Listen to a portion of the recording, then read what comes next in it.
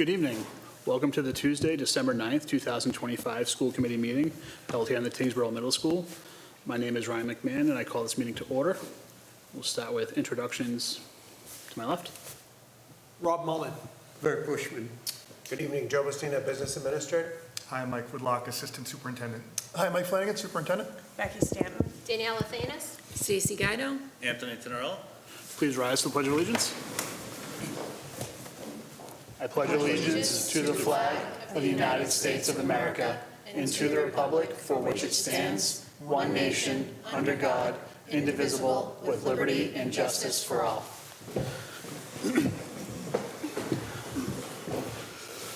Just a reminder that these meetings are audio and video recorded. I will seek a motion to approve the October 28th, 2025 executive session minutes, the November 18th, 2025 executive session minutes, and the November 18th, 2025 school committee minutes. I'll make that motion. Second? Discussion? All those in favor? Aye. Opposed? That carries 7-0. Abstain. Oh, sorry. That carries 601. Citizen time. I see none. Correspondence. None at this time, Mr. Chair. Thank you. Personnel. None at this time.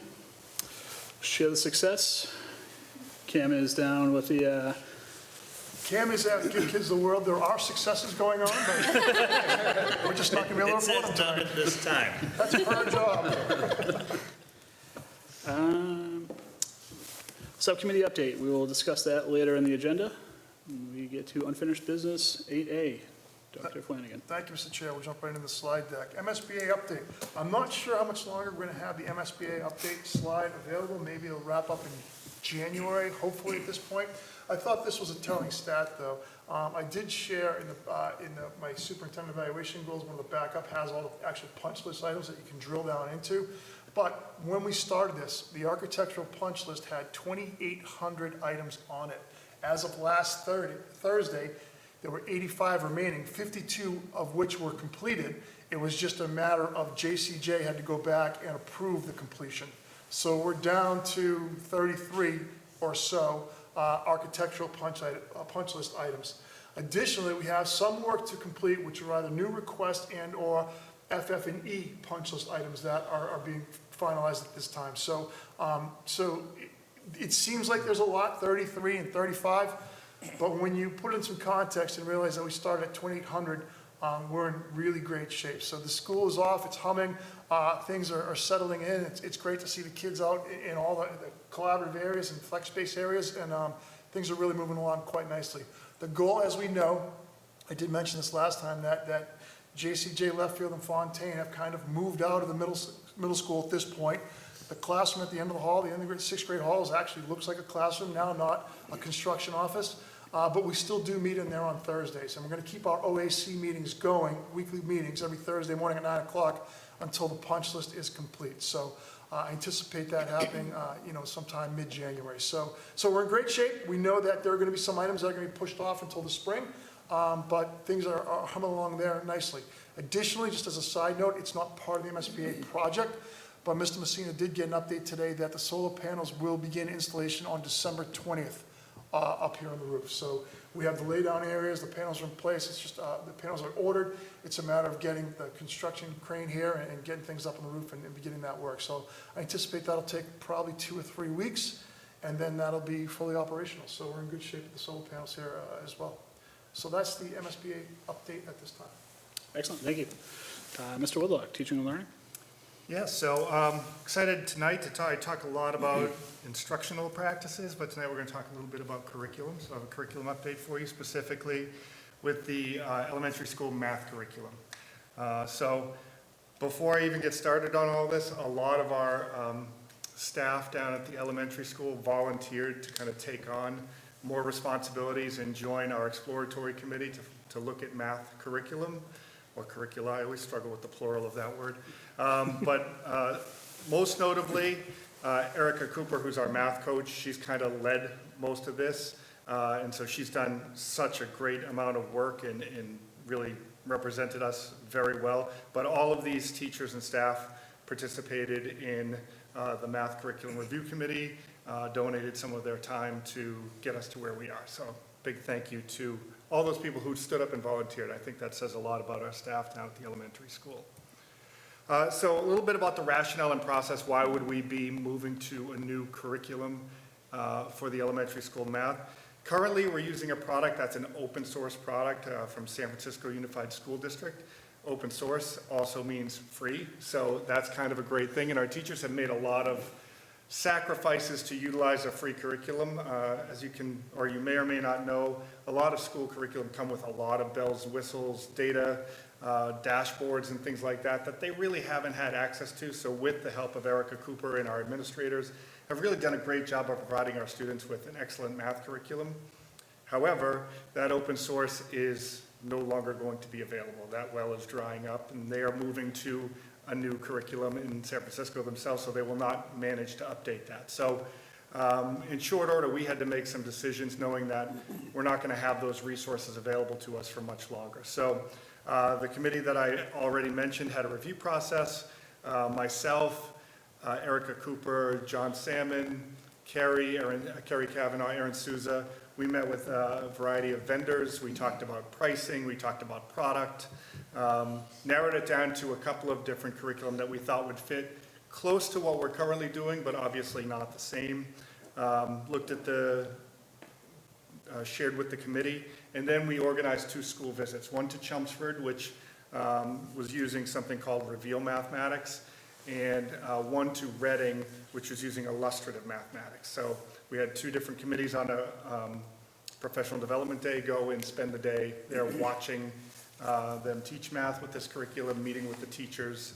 I also worked closely with both the assistant superintendents from those districts to kind of talk about what worked for them, what didn't, how it might translate to Tyngsborough and so on. Eventually we narrowed that down and we decided to go with illustrative math, which, if that sounds familiar, that's the same curriculum that we're utilizing at the middle school. So there'll be a nice transition there.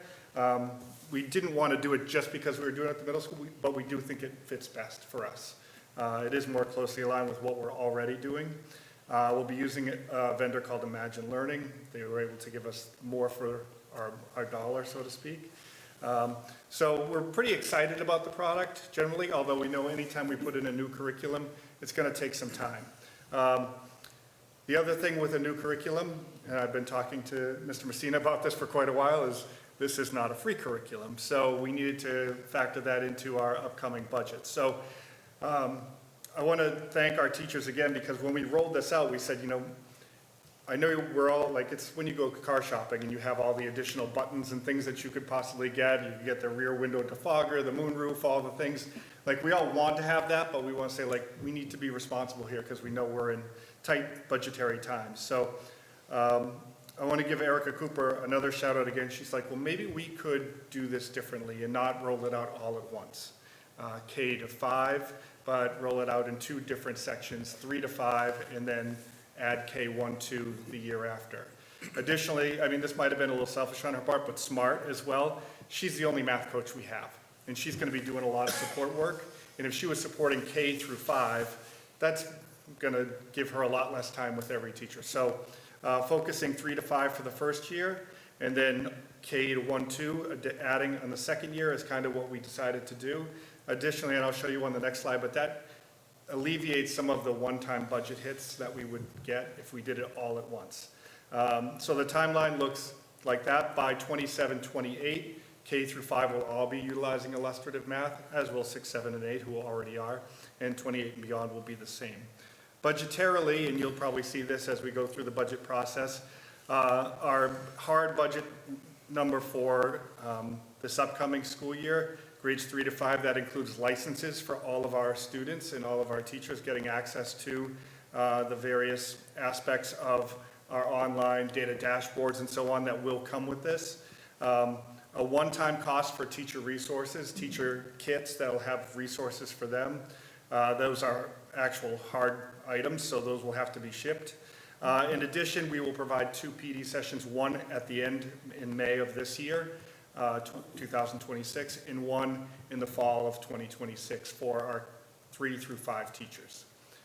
27-28, this is a budget estimate. But as you can see, it's going to be more because we have an additional K1 and 2 in licenses, but the same one-time costs, those teacher resources, PD, and shipping. So once those first 2 years are gone, we'll get rid of the resources, the PD and shipping, and then that roughly $14,000 line item will be just for the K through 5 teacher access and student licenses. So does anyone have any questions about that process or what that will entail? What are the teacher resources and how often would we need to replace them? It should be literally a one-time cost. So teacher manuals, It's all electronic? most of it is electronic, giving them some access to some hard copy things so that they have some ability to access those. A lot of what we can do, so for instance, our initial number that we received was somewhere around $50,000 for what you see for 25 now. So, and a lot of those were annual costs, so student workbooks and things like that. So we can do some printing on our own, which does have a cost, but we're doing that currently, so it won't be anything additional. But really, it's just teachers to have available resources at their fingertips in addition to the online component.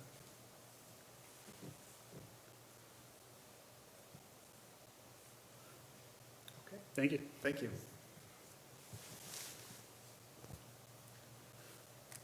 Okay. 9A, Student Services Presentation. Thank you, Mr. Chair. So we have our Director of Student Services, as well as special ed facilitators here tonight to kind of go through the presentation. I think this is, I think it's timely that we do this presentation. We typically do it this time of year as we start to think about January and what our expenses are going to be, what our revenues are going to be, and as we start preparing FY27. I think a lot of our budget numbers we can project. We have contractual obligations and things like that, but when you start thinking about the fluidity of our budget, a lot of it has to do with human beings and students and kids, and being as flexible as possible to deal with the needs of our kids. So we have Mr. Lenzik here, Mr. Evans, Ms. Pieslak, and Ms. Russo to kind of give us a state of the state of what's going on in special education as well as student services throughout the district. So with that being said, I'll turn it over to Mr. Lenzik. Thank you. And I did want to say a special, introduction to Juliet Pieslak, who's new in this position. She's not new to our district, but she's, new in this job role and all that it's come sort of with over the last few months. And again, Kristen Russo, who you met last year, as well as Josh Evans, and we'll get going. So as we do each year, we want to update you on student services and really how that work is evolving, the different challenges that we're navigating, as well as how those factors kind of come into the significance of the budget this year and moving forward. Rather than reading through some of the data slides as we have in the past, we want to use this time to share the story behind the work to best help you understand really what's going on as a whole. And even though tonight we're going to be focusing really on budget issues and budget relation, I want to pause for a moment and sincerely appreciate the amazing work that's happening within all of our schools, the dedication of our teaching staff, as well as our administrators, happening every single day. Wish we could kind of delve there this evening, but I'd love to come back on another night and really share those successes with you. So this brings us to the key question that we grapple with, and we grapple with it every day. It remains really the focus of our district's work, reflected in the SDI, and you get those updates on a pretty regular basis from Mr. Woodlock as he shares out at the committee level. But even as important as this question is, it's only one part of a much bigger picture. And our priority remains meeting the needs of all of our students. So you'll really be hearing about that tonight. As you can see, we are continuing to experience a decline in overall enrollment while simultaneously seeing increases in the complexity of student need. Over the past 5 years, we have had a notable rise in the number of students requiring special education services. During this time, the percentage of students requiring special education services has increased from 16% to 20%, even as overall enrollment has declined. This means we now have a higher concentration of students with diverse and complex learning needs, which increases demands on our staff, resources, and instructional planning. This continues to be an important trend for us to monitor to ensure that every student receives the support necessary for success. When we look at each school individually, we see a slight increase in special education needs at both the middle school and high school. At the same time, the total number of students requiring services at these levels remains lower and in some cases decreasing compared to earlier grades. This pattern is expected as many students meet their individualized goals over time, gain the skills needed to navigate the curriculum, and become increasingly independent and resilient learners in their later years. At the elementary school, you can see the widest data gap, which is to be expected. This is represented by the number of initial evaluations as well as students being found eligible at this time. This is also starting by the time a child turns 2.9, where we are receiving referrals through our local early intervention programs. As we look ahead, you can see the early intervention pipeline shows a significant increase in the early intervention referrals from these local agencies. To date, when we made this slide, it was 22. I'm actually up to 24 as of today. 24 evaluations have been started or completed, which will have a significant impact in the coming years in our preschool and kindergarten classrooms. Last year, for the entire school year, they completed 18, the year before 29, so already being at 24 is pretty high. While the referral numbers are fluid and unpredictable, we can identify that the needs are growing, which continues to have a growing impact on both our inclusion and our sub-separate programming. Over the past 5 years, we have also seen a shift in the overall profile of student needs. The increase in students with low-level needs reflects growth in students who receive effective early intervention as well as those who require only related services. Of particular note is the significant rise in students with high level of needs. This includes students served through our Bridges program. Across all 3 buildings, the number of students with substantial and complex needs continues to grow. These students require intensive support and coordinated intervention from teachers, paraprofessionals, and related service providers. What is not fully captured on the slide is the evolving profile of students with moderate needs.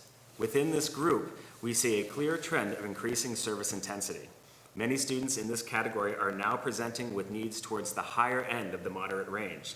This includes students requiring reading interventions, multiple weekly speech and occupational therapy sessions, counseling services, and support for vision, medical, and mobility needs. As we consider the impact of rising student complexity, we need to look at these core components together, and we'll break down those areas in the slides ahead. To focus for a moment on academic support, it's important to remember that all students, not just those identified with a disability, receive academic supports. Some students receive individualized IEP services, and all students benefit from the inclusive practices with strong Tier 1 instruction and our district's ongoing dedication to growing our inclusive and UDL-based approaches. As you can imagine, our students with higher complexity needs rely on more intensive counseling supports and specialized services. Providing this level of care is not only crucial to meeting the needs of these students, but also influences how we plan and allocate our budget.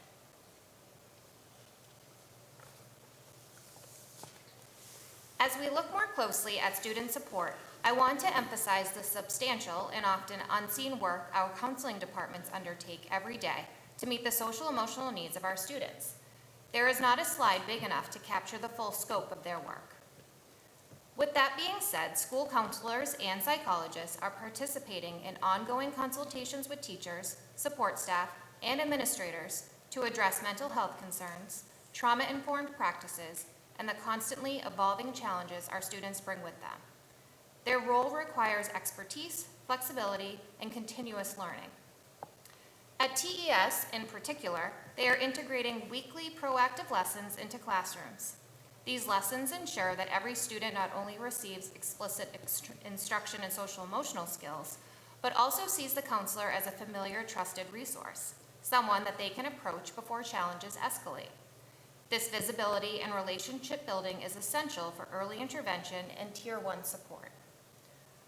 While they continue to expand their own skill sets, our counseling teams are also reaching beyond the walls of our schools.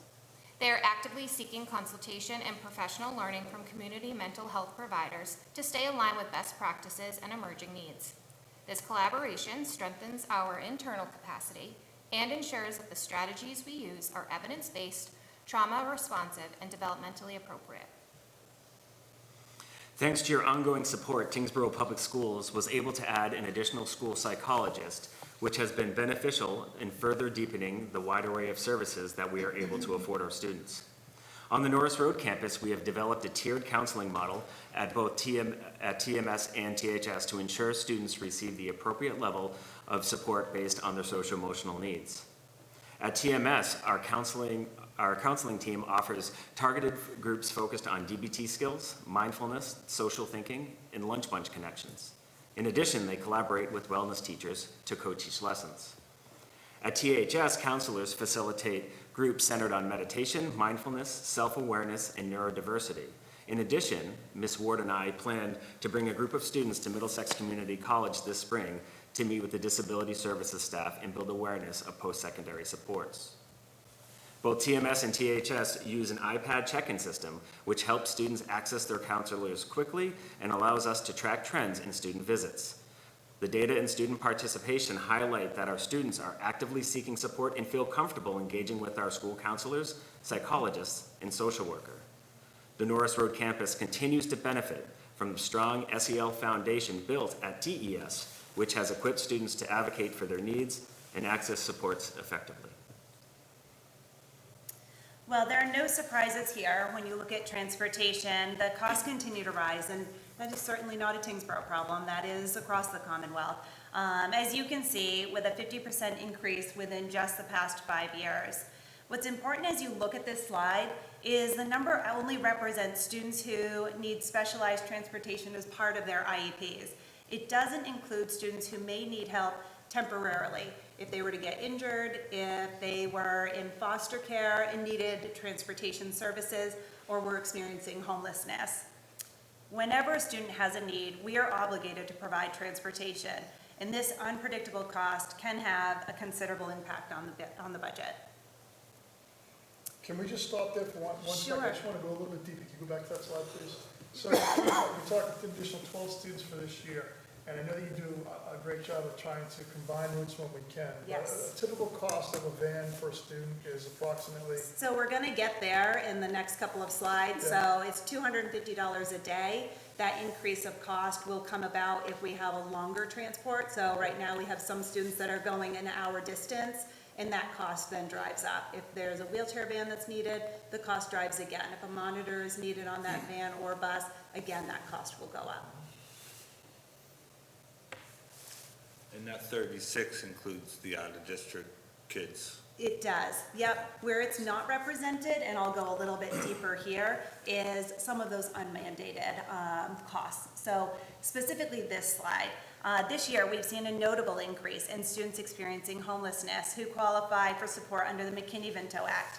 This law helps to ensure that students can get to school and stay connected, even when their housing situation is uncertain. And that can include families living in shelters, doubling up based on housing insecurity, living in cars in some for instances, as well as other short-term opportunities that may come about, which would be more doubling up and living with other family members. Some of the bigger pieces here is, providing this consistent transportation is a key part of how we transport them and all of our students. And it does have a true effect within the budget. The number that you can see here, no different than when we talked about EI, is fluid. It changes, within sometimes day to day, and it's currently at 18. And as you can see the bar graph across, that's an 18 count where it's representing 15 within the past several months here in comparison to years past where you're talking about full years with those singleton numbers, with the 3s and the 5s. So it's a huge increase for us at the district level. Unfunded mandates are growing fast, putting more and more pressure on our counseling and wraparound services, and we talked a bit about that.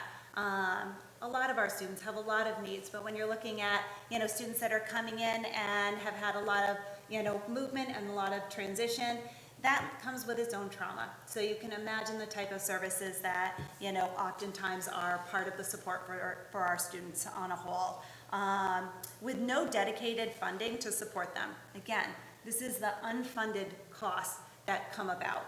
And that's not specific to McKinney-Vento. There's a number of other scenarios that are unfunded, that aren't worked within the budget that, are of significant cost, whether that be translation services or other costs with foster care that, are also a huge impact within the budget as a whole and really drive those costs.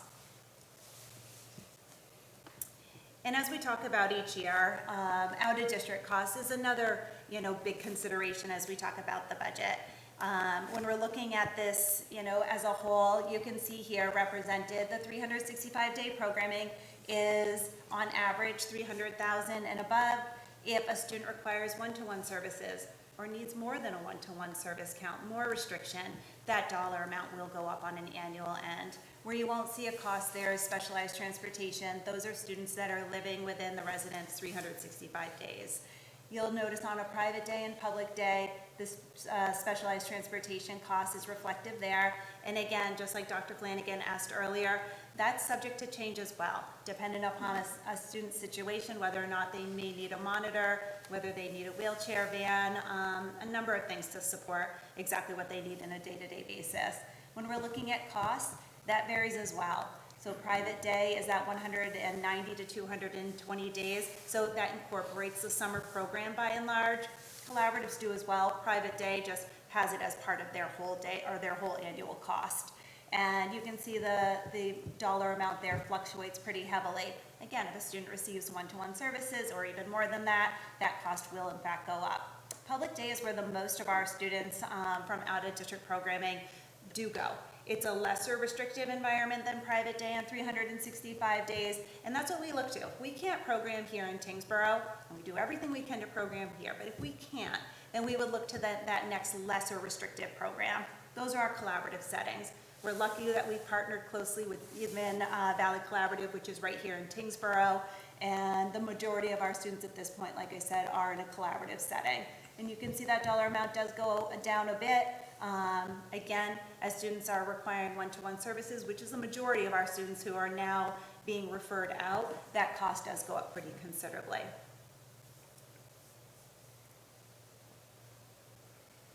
So as we consider our key question and head into the budget planning, these are the concerns that we're facing.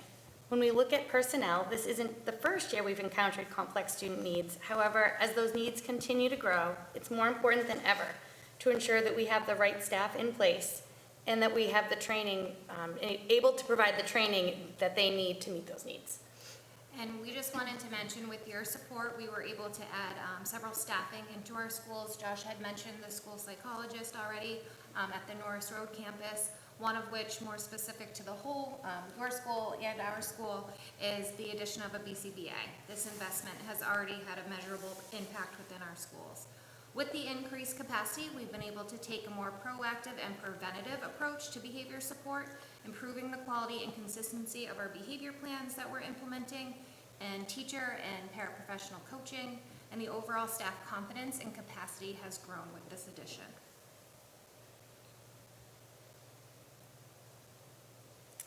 As we look ahead, we have considered population growth, the growing need for student services, shifts in intensive needs percentages, transportation pressures, out-of-district placements, and the impact of unfunded mandates. Because of your ongoing support, our students continue to receive the care and services they deserve.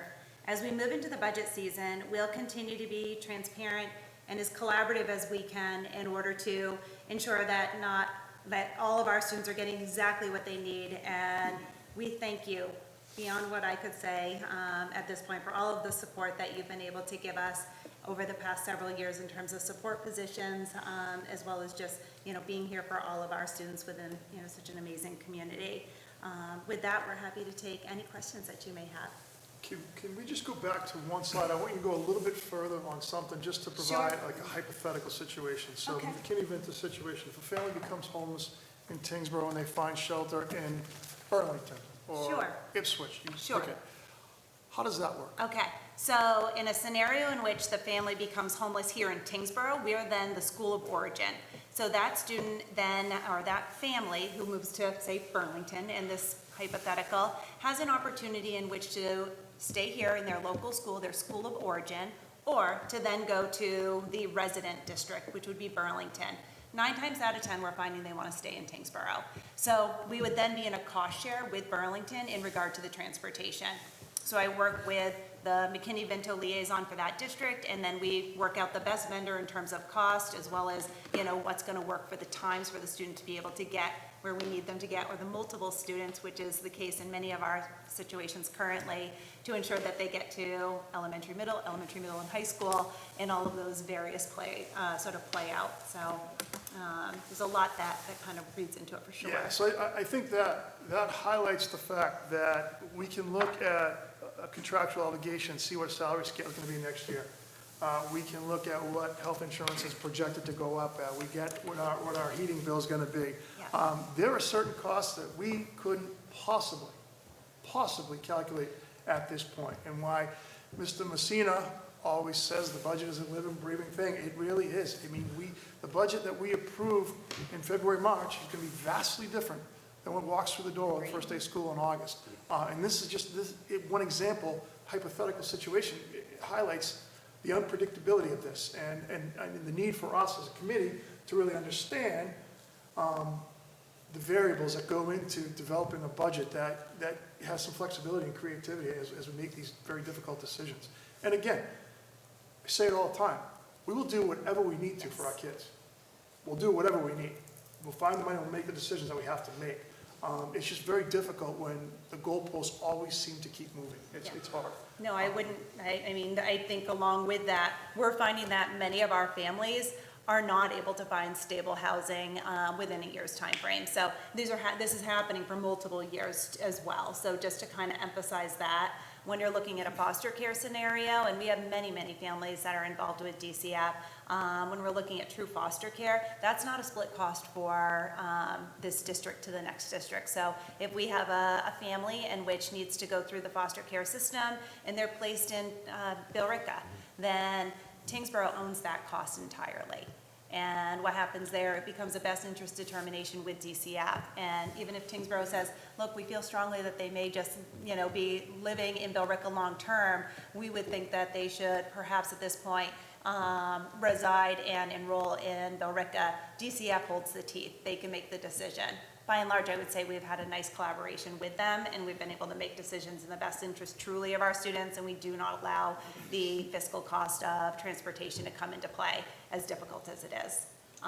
Another huge cost is translation services, which we didn't get into here as much, but that is another huge factor as we've had that demographic grow considerably in terms of our family groups, and that can be, even translating an evaluation can be anywhere between $400 and $500 per evaluation. And we have many, many families in which are requiring that. And we did that this week. So not a Tyngsborough issue, a national issue, this growth in homelessness, but it's unfunded mandate. It's another cost that's passed on to the district, so we just have to figure it out, so. I just So, want, go ahead. sorry, I just wanted to add, I was thinking about when you were talking about the situations with homelessness or foster care, that it's important for us and the public to remember that in those situations, we're talking about children that are in a very uncertain situation. So when you say, well, why don't they just go to Billerica, or why don't they just go to, Burlington, wherever they're now staying with a family? Well, it's because they've been going to Tyngsborough, and this is their home school, and this is where they have Exactly. friends. So we're trying to provide as much stability for these Yes. children, we're talking about children, as we can in a very uncertain time for them. So Yes. that's why they get to stay in Tyngsborough and they're bused, and we make these arrangements. Yep, 100%. That continuity of education is really about the one stable thing that they have going at that point. Exactly, yeah. So hypothetically, if somebody was in a situation like that in elementary school and they wanted to stay in our district, are we obligated to provide transportation through the high school? Or is there a timeline that, Yeah, that's a great question. When it comes to McKinney-Vento, there is not a timeline. Unless they are housed that timeline continues. Foster care is different. That would change as the transition changes. So it happens through elementary, and then at the transition to middle school, there would be a shift at that point. We find that with foster care, that tends to shore itself up a little bit more quickly than we do with our McKinney-Vento scenarios, whether that be, families are able to reunite with family members in which may have been going through a difficult time or moving, to another state. So those, tend to kind of make a shift within the year or 2 years thereafter. Thank you. Anybody have questions for? Yeah, if I could, we're seeing an increase in the middle school and high school. Are those students who may have been affected through the COVID timeframe that are now in the middle schools and high schools, or are these everyday issues, I guess? I would say it's both. I think there are definitely students that, during COVID, I know that we have addressed a lot of the needs over the years as our students develop to make sure that we're kind of backfilling anything that might have been missed and making sure that their unique learning needs are met so we can see them grow. But I think also we see students that transition in from other communities. We see students that, might, because of the, increase in our moderate level of need, that might, typically that we might see that their level of independence, start to occur around like 8th or 9th grade, that they're, requiring more and more services a little bit longer until they, reach that level of independence. So I would say it's really both of those.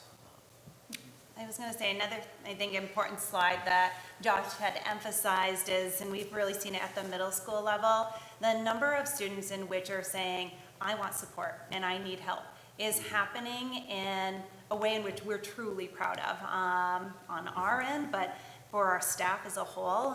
It's really, from our perspective, there's not the negative stigma that it was once upon a time. They're saying, yep, I need it. I'd like the help, and I really like the people you have here. So they, when they're coming in, they're surveying them, meaning our counseling staff, and they're looking for those supports and resources. So we're not just talking about our identified population group, where it might be a student with an emotional disability who has the psychologist on their grid, so to speak. These are any and all of our students who say, I need some support. I need some, some more today in order to feel, perhaps less variable and be able to get myself back in swing. So that feels really good as a district whole, but we're seeing some of the survey information coming at the middle school right now. And I think to piggyback on what Sarah was saying is, I think because of that tiered approach that we've really developed, I think some students that might have, 5 years ago might have been on a trajectory for needing more specialized services are able to meet with a social worker or a school psychologist or the school counselor to navigate their emotional needs, and we're not finding that they're going to need to go into that trajectory of needing more robust services and special education services as well. So. Are you seeing the increases in special ed needs? Is this just a local issue? Is it a state issue? Is it national? I would say it's national, especially on a mental health end. In terms of autism, that has started to make a shift for us as a district. Since my time here, we've had our SLD population was our highest percentage, so specific learning disabilities, and now autism seems to be our more prevalent group. So we're seeing that shift in terms of Tyngsborough as a whole, but I think across the Commonwealth, we're seeing, somewhat consistent there as well. Do we have the talent on hand to be able to support the changing needs? So are you guys prepared? Do you have the training required? So I imagine it's a different level of service for, autistic kids versus, the other needs. Yep. Yeah, no, it's a great question. I would say we're doing any and all of that. We're recognizing it. The support of the BCBA was huge coming in last year because we knew we had a number of concerns in terms of behavioral supports that not only happening within our sub-separate programs, but even in our inclusion settings and being able to meet students where they are at. And in terms of, partnering with outside agencies, we are doing that with our staff. We absolutely recognize that the students that we are educating today are very different than the students that we were educating 10 years ago. And the staff that we have want to be in the know of what they need to do to meet the needs of all of our students. So, if we're not able to do something internally here, we are reaching out to contract with different providers, and that's happening with our counselors at the elementary school right now. But we've done that tiered approach many times over with, our counselors as a whole, but also our related service providers when needed and necessary. Is there any additional training that, you or your team need to kind of be ready, be proactive? You see kind of how the trends are changing. Is there anything we can do now to kind of get ready for that? I think we've talked a lot about reading. I was gonna kind of mention the reading piece. Sure, that, go ahead. I know we think of more of the high-level needs, but there's also that low-level need to moderate need. Massachusetts has put out clear guidelines in terms of dyslexia screeners. We've been doing that for the past 3 years now, and I've seen a tremendous impact on the reading specialists that we have, as well as building the capacity of the special education teachers who have a lot of training in Orton-Gillingham now that they're able to implement. And in doing so, the hope is that we're getting in early enough, and that's what the research shows. The earlier we can intervene, the more that child is going to be able to fill in those gaps for their reading levels, which hopefully by the time they're heading to the Norris Road campus, they maybe only need another year or two of that support or done. So that's one, I know it's not more specific to the high-level needs that we're talking about in terms of training, but that's something that the capacity of the staff has grown tremendously with their training on that end. I think in addition to that, what I've observed over the years is that I think, and this is, before Kristen and Juliet as well, but I think it's been definitely beneficial that, we've definitely had a relationship over the years. So I think we communicate pretty effectively, and we're able to talk about what trends to expect as students transition up to Norris Road, and we've really made some adjustments. We've had definitely increased needs across both our middle school and high school bridges program, which did require some more specialized training to make sure that our staff is prepared to manage challenges, because we have that evolution of need that we've talked about. So I think just the partnership that we've had across all the whole district, I think it's been really beneficial to really know 2-3 years what we have to continue to prepare for on the Norris Road. And I know it's been very, very helpful to be able to continue to have those conversations, because it's not like, next year you're getting, a cohort of students that require this specific, training and skill set. It's something that we can look back 2-3 years and prep for. So. Excellent. I have a question, it's probably for Joe. So we talked about all the unfunded mandates. Do we track how much that costs the district over the years? How much more money are we spending as a result of these mandates? And I don't need an answer right now. I'm just wondering if that's something that either you track or you have the ability to, without too much effort, figure out. It hasn't been tracked for a number of years. There was, at one point, you tried to pull out the unfunded mandates from the rest of your costs, and without analyzing each and every invoice to the mandate, you're sort of spinning gears to what is,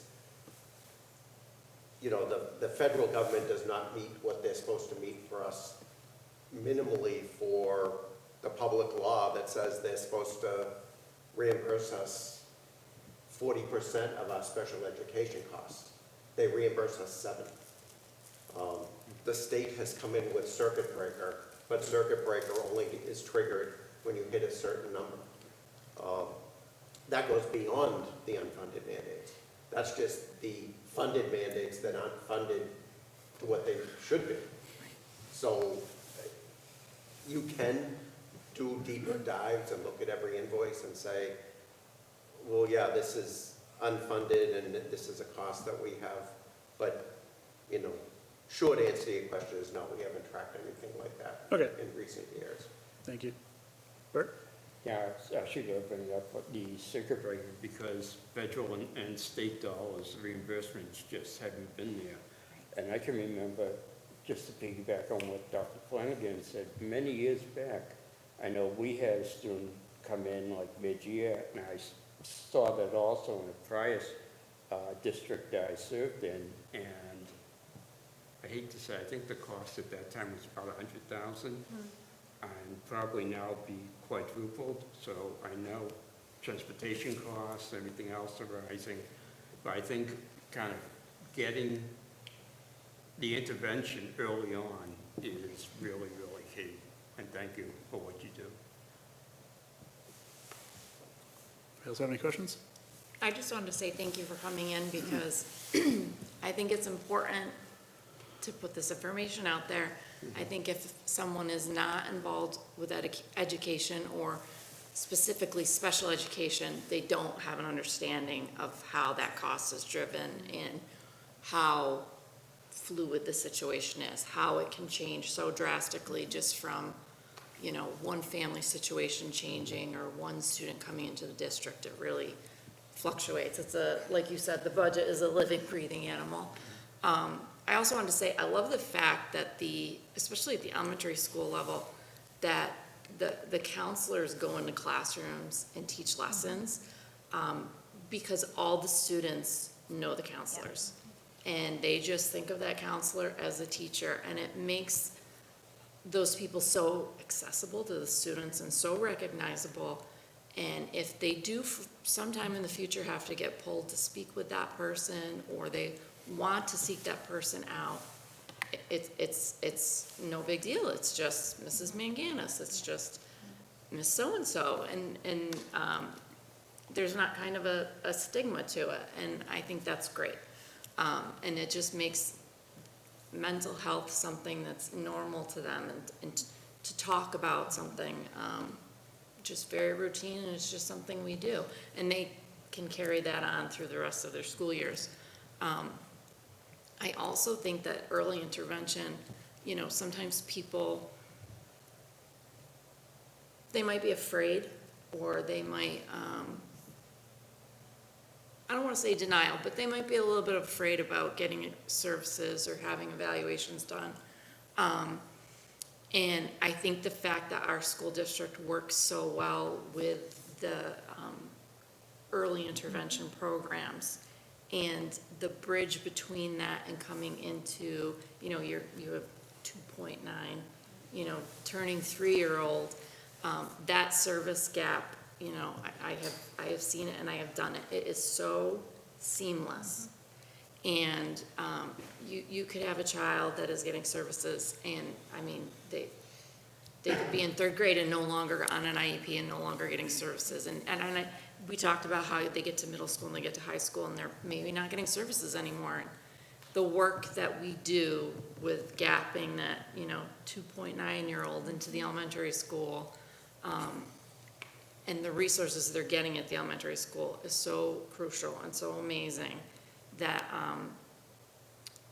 we're making a real difference, and I love to see that. I have seen that, and it's fantastic, and I have seen kids gain amazing skills from our staff where it's making a real difference in kids' lives. So you guys and the staff in our schools do a fantastic job. It makes a real difference, and I hope, you know, people at home, families at home understand that, because you guys are doing amazing work, and it's why we spend the big bucks that we need to spend for these kids, because we're changing their lives. We're helping shape their future, and it's really important.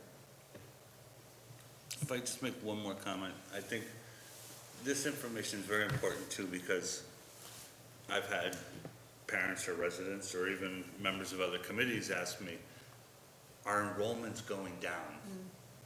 Over the last 5 years, it's probably down 300-400. And yet our budget keeps going up. And I try to explain to them that our budget is not built based on the number of students, but the needs of the students. And this information, I wish more people paid attention. So this is huge.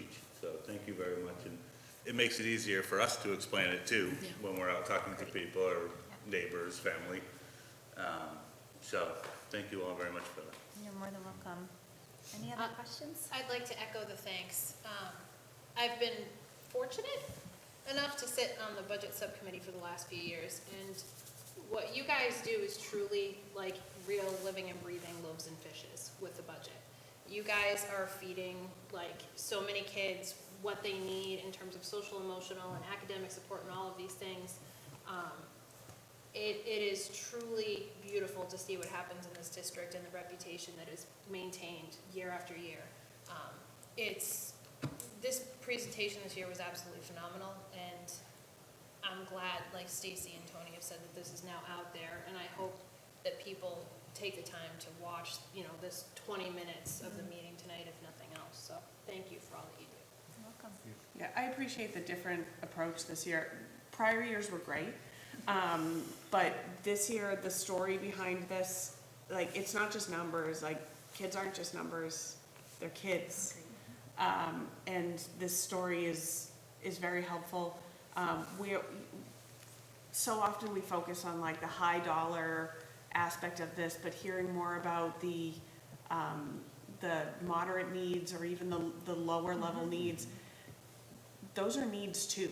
And those are really important needs, or even the students who aren't identified as having a need, but they have maybe a spotty need or a pop-up need.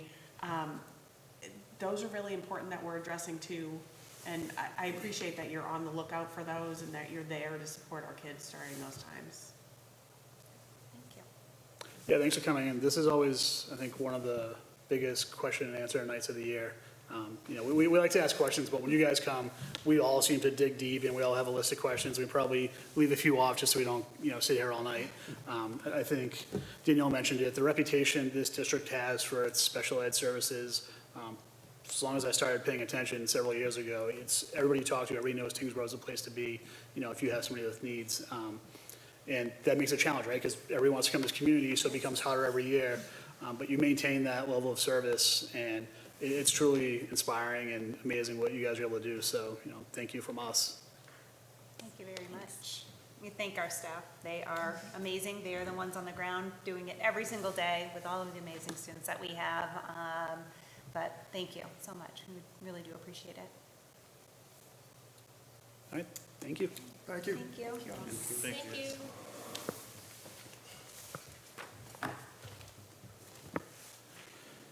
9B, Superintendent Evaluation Update. Dr. Flanagan? Yes, thank you, Mr. Chair. So I did meet with the Superintendent Evaluation Subcommittee meeting beforehand to provide kind of just a progress report on progress towards goals. So in the drive available for all school committee members is the typical format that we've used in the past, where I kind of drill down and give you some backup information specific to each one of these goals. I do appreciate the subcommittee's support, and pretty much nothing further at this point. The information's there for you to look at, dive into, ask questions. I will come back again in February with a second update on progress towards goals, and then the final one in April or May. So that's where we are, but all the information's in there for you. Thank you. Public. FY27 Budget Development Timeline. Mr. Messina. Thank you, Mr. Chair. So this is basically the budget subcommittee meetings interwoven with the school committee meetings as we take a look at how FY27's budget is going to shape out. And these dates pretty much mirror what we've done for the past 2 or 3 years. The Wednesday after the January 6th school committee meeting, we'll have our kickoff budget subcommittee meeting where we'll basically just take a look at where FY26 is, as well as setting up the FY27 budgets, big rocks, as I like to take Dr. Flanagan's big rock analogy and look at salaries, transportation, and tuitions. Then we start going on opposite Tuesdays to the school committee meeting. On the 13th, we would look at the rest of the other expenses as well as utilities to get to the January 20th school committee meeting, where we would have a rough expense projection at that time. The next budget subcommittee on the 27th focuses on our revenue side of the budget, as well as makes any final adjustments to expenses. So on February 10th, we would have most of your budget built on both the revenue and expense side, hopefully finalizing it. So on the 24th of February, at that school committee meeting, we could invite the finance committee for the town to come in and look at what your initial budget is for next year. And then at the March 10th meeting, a final budget for school committee approval that we can present at our public hearing and ultimately at town meeting. Thank you. I will seek a motion to approve the budget development timeline as presented. So moved. Second? Discussion? All those in favor? Aye. Opposed? Abstain? That carries 700. Mr. Chair, I'm happy to reach out to the Finance Committee too, and they can put that date on their calendar to come for the 24th. I would appreciate it if you did that. We'll do it. Thank you. We'll stick with you, Mr. Messina, Finance. Thank you, sir. For signing of bills tonight, 14 bill warrants were presented to the committee. I do have them all back approved. As always, in your drive is the list of warrant numbers, accounts, and amounts. No signing of bills, signing of payroll tonight. We will do catch-up at your first January meeting. And also in your drive is the Valley Collaborative quarterly reports for the first quarter of FY '26, as well as the final FY '25 report. I think Valley, as our partner, does great work at their level, and I certainly would encourage all of you to take a look at all the great things they do at their level as well. That's it for me. Thank you. School committee discussion. We'll start with my left. Rob? Nothing. I'd just like to thank you all. Great presentation, and I think that it's something the community needs to see. And it's very timely, so thank you, and thank your staff for what they do. We're in the holiday season, so I'll wish the community and folks here happy holidays. I know I'll be starting Sunday night, it'll be first night of Hanukkah, so happy holidays, folks. I'm all set. Thank you. Great, thanks. Tony? Just thank you again for coming out tonight and doing this presentation for us. Could be a little warmer out. And I'd like to echo Merry Christmas and Happy Hanukkah and all the other holidays to everybody. Be safe and enjoy your families. Thank you again for coming out. I'm obviously a huge fan, so thank you for all that you guys do. Yes, happy holidays, everybody. I hope everyone has a healthy and safe holiday with their families and enjoys family time. I'd like to say that our maintenance staff did a fabulous job with our first really big snowfall, clearing the parking lots and the sidewalks, so great job, thank you very much, and that's all. Probably should have an early release, but We won't go there. somebody blew that call.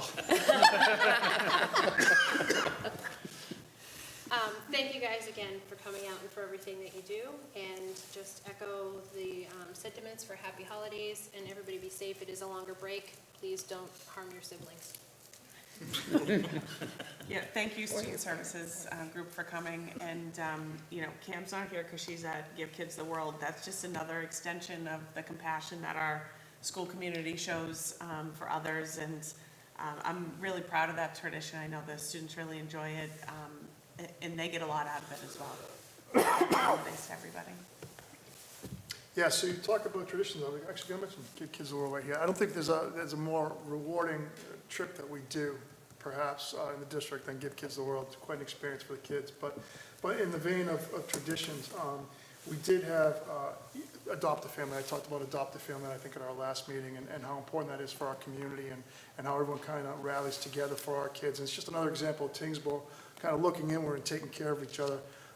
But we recently lost one of the champions of Adopt a Family, Eileen Flynn, and I want to say that recently, last week, I believe it was, Eileen was part of a book group with all retired educators in the district.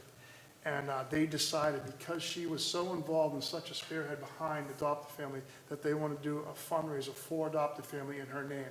So thank you to Nancy Wildey, Cheryl LaForge, Deb Teal, and I'm missing a bunch of others that are part of that book club. But it was truly an honor, and I really appreciate you stepping up for your good friend Eileen, and keeping that going, keeping her spirit alive through our Adopt a Family program. So thank you to that group for their donation. Thank you guys for coming out. It's one of my favorite meetings of the year. Hopefully I didn't ask too many questions. Yeah, good luck to our kids down at Give the Kids a World. It's an amazing thing that they do every year. I also want to say thank you to the Recreation Committee and all the time they put into decorating the town center and the Festival of Trees, and every year it seems to get better somehow. I'm not sure how they do it, but it's great seeing our students volunteering there, serving hot cocoa and setting up, like, it really is a community event, and it's just really nice to see and be a part of. Happy holidays also. We do have a need for executive session to conduct strategy sessions in preparation for negotiations with non-union personnel, or to conduct collective bargaining sessions or contract negotiations with non-union personnel. We will return from the executive session only to adjourn the regular session meeting. I'm seeking a motion to enter into the executive session. This action requires a roll call vote. I'll make that motion. Second? Discussion? Rob? In favor. In favor. In favor? In favor? In favor? In favor. In favor. Have a good night.